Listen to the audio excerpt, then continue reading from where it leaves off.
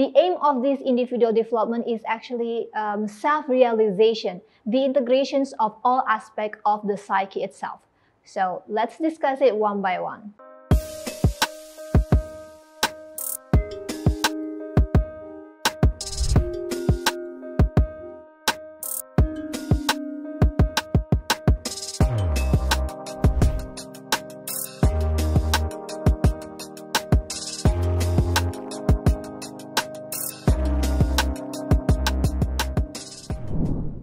Hello students, welcome to Psychology of Literature class, and today we're going to discuss psychoanalysis by Carl Gustav Jung. So in the discussions of psychoanalysis by Carl Gustav Jung, and today we're going to discuss more about the psyche that consists of soul, mind, and personality that triggers the individual development. The aim of this individual development is actually self-realization, the integrations of all aspects of the psyche itself. So let's discuss it one by one. The first psyche is the ego. So ego is actually the force in the personality responsible for feelings of identity and continuity. And this is a personal sense of identity and contains conscious thoughts of our own behavior, feelings, memories of our own experiences. After discussions about ego, now we're going to discuss more about the personal unconsciousness. Personal unconscious is all repressed, forgotten, or subliminally perceived experiences, contain repressed infantile memories and impulses, forgotten events, and also experiences that originally perceived below the threshold of our consciousness. In the discussions of collective unconscious, we're going to discuss more about collective unconscious as the storehouse of latent memories of our human and pre-human ancestry. So in this case, the collective unconscious itself consists of instincts and archetypes that we inherit as possibilities and that often affect our behavior. So what is archetype actually? So archetype is actually themes that have existed in all cultures throughout history, ancient or archaic image, universal responsible for people's myth, legends, religious beliefs, dreams, and for example, for these archetypes is first is the mother-child relationship, love at first sight, and also déjà vu. So now our discussions about archetypes will consist of a lot of types of archetype. First is persona, shadow, and then anima, animus, and then great mother, wise old man, hero, and self. So archetypes is actually themes that have existed in all cultures throughout history, ancient and archaic image, universal responsible for people's myth, legend, religious beliefs, dreams, and also it is for example, the mother-child relationship, love at first sight, déjà vu, and hate and love relationship. So archetype itself focuses on the ancient or archaic image that derive from the collective unconscious, and it is emotionally toned collections of associated image similar to complexes, unrelented or unlearned tendency to experience things in a certain way. Archetype also consists of instinct. So in this case, instinct is unconscious physical impulse. So both instinct and archetype can help shape personality, including the dreams, fantasy, and also delusions.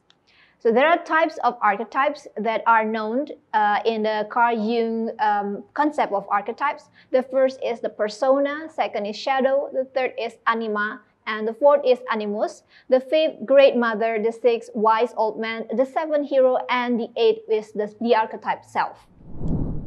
So persona is actually the mask or the archetype of mask. It is the universal manifestations of our attempt to deal appropriately with other people in our society or in our everyday life. Meanwhile, archetype shadow is the darkness or the repressions qualities we do not wish to acknowledge but attempt to hide from ourselves and others. And it has positive side, and it may be seen when a person feels uncountably vital, spontaneous, and creative. Anima archetype is the feminine archetype in men. So basically, it is the quality of women in men. Meanwhile, the animus archetype is the vice versa. So it is the masculine archetype in women. So the quality of men that we can find in a woman. And then the next is the Great Mother archetype. It symbolizes fertility and nourishment, also symbolizes power and destructions. For example, if you watch Cinderella, then you will find the archetype Great Mother in the Cinderella's fairy godmother.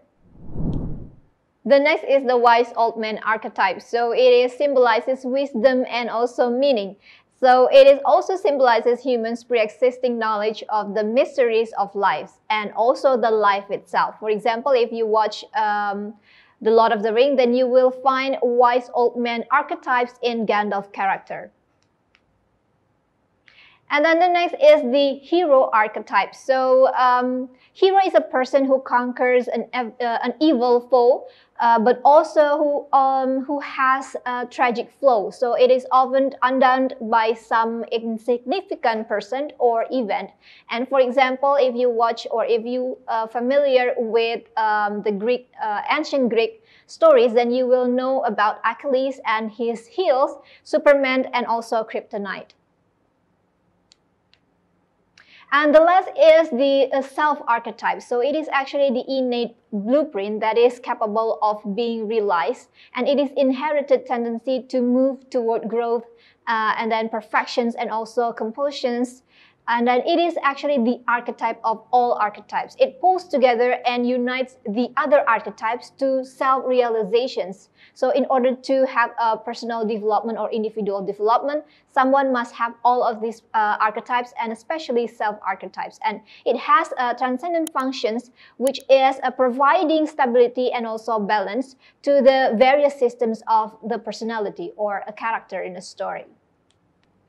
Well, students, that's all our discussion today about archetypes and also the collective unconsciousness and personal consciousness from Carl Jung perspective. So I hope that we are going to discuss more about Carl Jung in the next discussion. Thank you.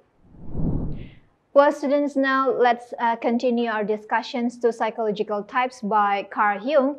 And we're going to discuss it in two types. First is the attitudes and also the functions. Attitude consists of introversions and extraversions. Meanwhile, functions consist of thinking, feeling, sensing, and intuition. Okay. Well, extraversion is the turning outward of a psychic energy, and it is oriented towards the object, and it is more influenced by the surroundings. Meanwhile, introversions is actually the turning inward of psychic energy with an orientation toward the subjective, and it turned into their inner world with all its biases, fantasies, and also dreams. Okay, so now let's discuss a little bit about the functions of feelings, sensing, intuition, and also thinking.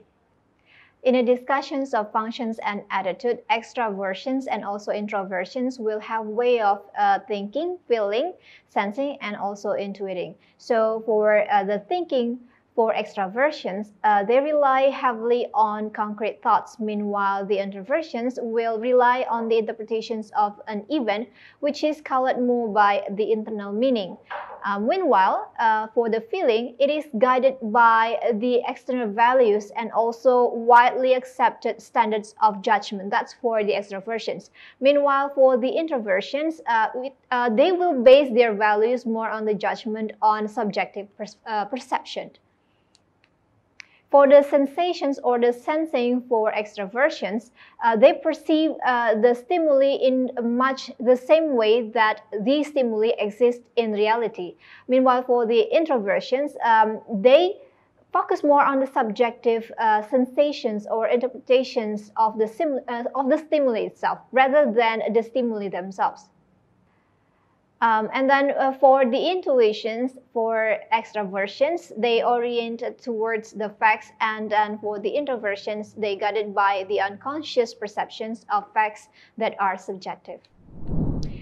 Now let's discuss a little bit about the stages of development by Jung. So Jung compared the trip through life to be journey of the sun to the sky, with the brightness of the sun representing consciousness. Self-realization is the process of becoming an individual or whole person. So in this case, the process of realization itself focus more on the self or the minimizations of persona and recognize the anima and animus in a character or a person. And it is also acquired balance between introversions and extraversions, and it elevated all functions to a superior positions. And then now let's come to the method of assessment. So there are 4 methods. The first is the dream analysis. So in this case, there are spontaneous and involuntary eruptions of repressed materials. So it is, in this process, it is the attempts at the resolving current problem and conflicts within a character or a person or even the author of a novel or drama or also a poet. And then the next is the word association test. So in this case, a character presented someone with stimulus words, and also it has verbal response towards the audiences or the readers. And then for the active imaginations, it requires a person to begin with an impressions. So in these impressions, there is a kind of influence from dream and also image, visions, and also someone's fantasy. And so in the discussions of psychoanalysis, precisely Jung psychoanalysis, there are also some stages of psychotherapy that are usually can be seen in a character. First is the confessions, the second is elucidations, the third is educations, the fourth is the transformations. There are 4 other stages in Carl Jung individual development. The first is confessions. So in the confessions, the character will acknowledge his or her limitations to one another. Meanwhile, the second is the elucidations, in which the character will bring to surface certain contents of the unconscious or the repressed memories or the traumas and everything. And then the third will be the education. So it is the incorporations of the insights into one's personality or the character's personality in order to adapt to social environments in the story. And the last will be the transformation. So it is the interplay between the characters and also the readers that lead to change and then to some changes, and then the one that move beyond the adaptations of the environment in the story. Well, actually, there are some critics toward Jung. So first is the nearly impossible to either falsely or verify the collective unconscious remain as the difficult concept to test empirically. And then the second is many of its concepts are highly ambiguous, and then the regressions and introverted are so closely related that they can be said to describe the same process. So students, your visions will become clear when you look inside your heart, and who looks outside dreams, who looks inside awakens. That's what Carl Jung believes. So in the individual development, you also need to look at the characters inside and also the characters outside. In this case, the characters, the story intrinsic elements and also the extrinsic elements. Thank you. Selanjutnya, kita saksikan video kiat mencegah penyebaran COVID-19.